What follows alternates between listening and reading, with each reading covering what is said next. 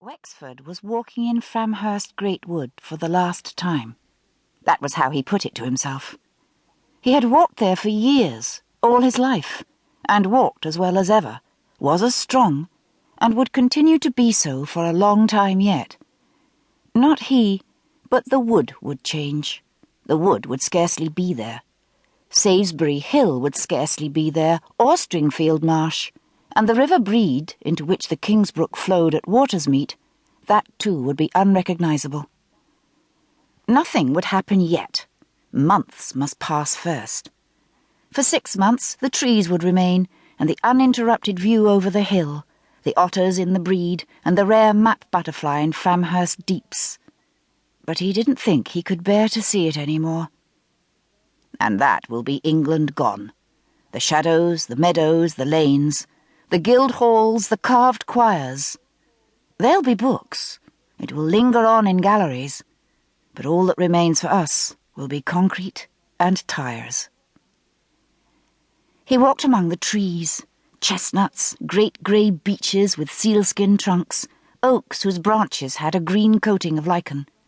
The trees thinned and spread themselves across the grass that rabbits had cropped. He saw that the coltsfoot was in bloom, earliest of wild flowers. When he was young, he had seen blue fritillaries here, plants so localised that they were seen only within a 10-mile radius of King's Markham, but that was a long time ago. "When I retire," he had told his wife, "I want to live in London so that I can't see the countryside destroyed." "A defeatist attitude," she said. "You should fight to keep it." "I haven't noticed fighting keeping it," he'd said. She was on the committee of the newly formed Cabal, King's Markham against the bypass and landfill. They had already had one meeting and had sung "We Shall Overcome." The Deputy Chief Constable had heard of it and said he hoped Wexford wasn't thinking of joining as there was going to be trouble. Trouble of a peace-disturbing and possibly violent kind, in which the Chief Inspector might well be, at least peripherally, involved. A little breeze had got up. He came out of Framhurst Great Wood onto the open land and looked up at the ring of trees crowning Salisbury Hill. From here, not a roof or tower or spire or silo or pylon could be seen. Only birds flying in formation toward Cheriton Forest. The road would pass through the foundations of the Roman villa, the habitat of Arachnia levana, the map butterfly, found nowhere else in the British Isles, cross the Brede, and then the Kingsbrook. Unless the impossible happened, and they made a tunnel for it, or put it on stilts. Arachnia and the otters would like stilts about as much as they liked concrete, he thought. King's Markham wasn't the only town in England whose bypass had been swallowed up in building, and so become just another street. When that happened, a new bypass had to be built, and when that too was engulfed, another perhaps. But he would be dead by then. With this gloomy thought he returned to his car, which he had left parked in Salisbury hamlet. He always came to his walk by car.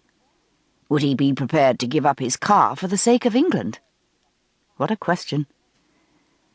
He drove home through Framhurst and Pomfret Monachorum in a pessimistic mood, and therefore noticing all the ugly things, the silos like iron sausages upended, the sheds full of battery hens, electricity substations sprouting wires looking like newly landed aliens, bungalows with red brick garden walls and wrought-iron railings, Leylandi hedges.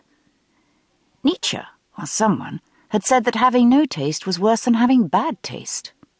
Wexford didn't agree.